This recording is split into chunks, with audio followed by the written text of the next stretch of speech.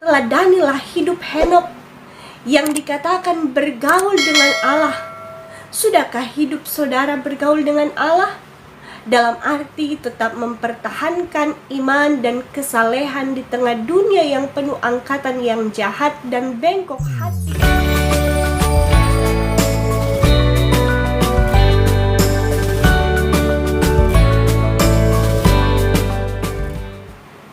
Shalom, damai di hati. Jumpa lagi dengan saya Pendeta Priska Waluko dalam channel Power in the Gospel. Kali ini saya akan melanjutkan pembahasan dan perenungan Alkitab menurut kitab dan pasal-pasalnya. Dan kali ini kita sudah berada pada kitab Kejadian pasal 5. Sebelumnya marilah kita berdoa. Dalam nama Yesus ada kuasa di dalam Injil. Amin. Saudaraku, secara umum Kejadian pasal 5 berbicara tentang bagaimana keturunan Adam diurutkan sampai kepada Nuh. Jika manusia pertama yakni Adam diciptakan menurut rupa Allah, maka keturunan Adam di sini ditulis diperanakan menurut gambar dan rupanya. Karena kejatuhan manusia dalam dosa telah mewariskan dosa yang tersimpan di dalam keseluruhan rupa di dalam daging manusia. Dalam pasal ini didapati frase lalu ia mati sebanyak 8 kali, yang berarti setelah kejatuhan Adam dan Hawa di dalam dosa, hakikat manusia pasti akan mati. Namun ada satu keturunan Adam yang bernama Henokh yang tidak mengalami kematian, tetapi diangkat oleh Allah. Ia tidak ada lagi di dunia tanpa melewati kematian.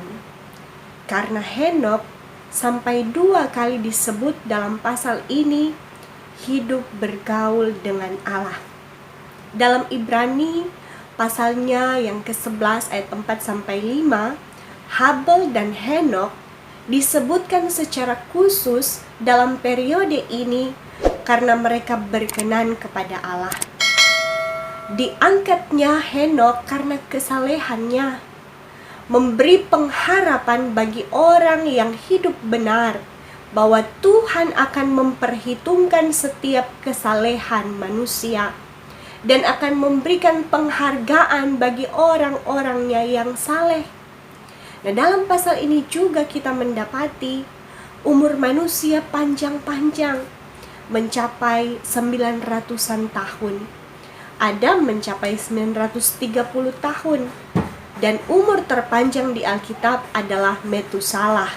Dia mencapai 969 tahun.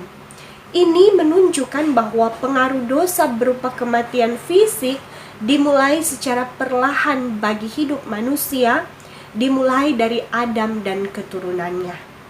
Karena mulai zaman Abraham, kita hanya mendapati hidup manusia tidak lebih dari 200 tahun. Hingga sekarang ini, kematian tidak lagi pandang umur. Ada yang masih anak-anak, sudah meninggal. Ada juga yang meninggal di usia produktif. Ada juga yang meninggal di usia lanjut. Jadi di zaman sekarang ini kematian tidak lagi tergantung pada berapa umur manusia. Nanti usia lanjut baru meninggal. Kematian juga tidak pandang status sosial dan bisa terjadi kapan saja, di mana saja, dengan cara bagaimana saja, tetapi tidak ada yang tahu hari kematiannya. Jadi kematian manusia itu adalah kepastian. Tapi bagi orang beriman, kematian hanyalah untuk sementara. Karena justru lewat kematian sudah menanti kehidupan yang kekal. Nah saudara, dari Kejadian pasal 5 ini, hal-hal yang harus kita renungkan dan aplikasikan adalah: yang pertama, kita mewarisi hakikat dosa yang diturunkan Adam pertama, yang mengharuskan kita mengalami kematian fisik. Namun bila kita hidup di dunia tidak terikat oleh dosa kedagingan, tapi hidup dalam pertobatan dan mau dituntun Roh Kudus, hidup menurut roh bukan hidup menurut kedagingan manusia. Dalam Roma 8 ayat 5-6 dan Galatia 5 ayat 16-17 menuliskan itu. Maka ada pengharapan bagi manusia bahwa setelah kematian ada kehidupan kekal yang menanti. Tentu saja jika kita mau hidup beriman kepada Adam yang terakhir, dialah Yesus Kristus juru selamat kehidupan. Sehingga bukan persoalan berapa panjang umur manusia, bagaimana status manusia itu dalam kehidupannya, bagaimana status sosialnya, bagaimana cara matinya, di mana ia mati, yang menentukan ia menikmati kehidupan kekal setelah kematiannya. Tapi bagaimana cara hidupnya dengan umur yang Tuhan sudah berikan kepadanya selama di dunia. Apakah ia hidup menurut daging ataukah hidup menurut roh? Yang kedua, saudara, dan terakhir, teladanilah hidup Henokh yang dikatakan bergaul dengan Allah. Sudahkah hidup saudara bergaul dengan Allah? Dalam arti tetap mempertahankan iman dan kesalehan di tengah dunia yang penuh angkatan yang jahat dan bengkok hati. Dalam Filipi 2 ayat 15 tertulis, supaya kamu tiada beraib dan tiada bernoda sebagai anak-anak Allah yang tidak bercela di tengah-tengah angkatan yang bengkok hatinya dan yang sesat ini, sehingga kamu bercahaya di antara mereka seperti bintang-bintang di dunia.